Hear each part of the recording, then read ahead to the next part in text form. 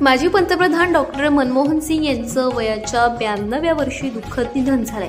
Cambridge विद्यापीठ आणि Oxford विद्यापीठात त्यांनी पदव्युत्तर शिक्षण घेतलं। भारतीय रिझर्व्ह बँकेचे गव्हर्नर, केंद्रीय अर्थ मंत्रालयाचे सचिव, नियोजन आयोगाचे उपाध्यक्ष, देशाचे अर्थमंत्री आणि शेवटी पंतप्रधान डॉक्टर सिंग यांच्या देशाच्या आर्थिक आणि राजकीय विश्वातील प्रवास हा थक्क करणार आहे।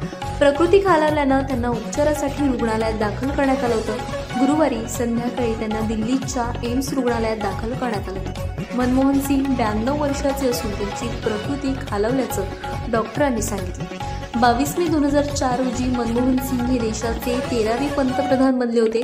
त्यानंतर ते सलग 10 वर्ष देशाचे पंतप्रधान राहिले। अतिशय चांगली कारकीर्द देशाला उभारणी देण्यासाठी स्थिर किमती आवाक्यात ठेवून सर्वसामान्यांसाठी यशस्वी नेतृत्व करणारे नेतृत्व हरपले।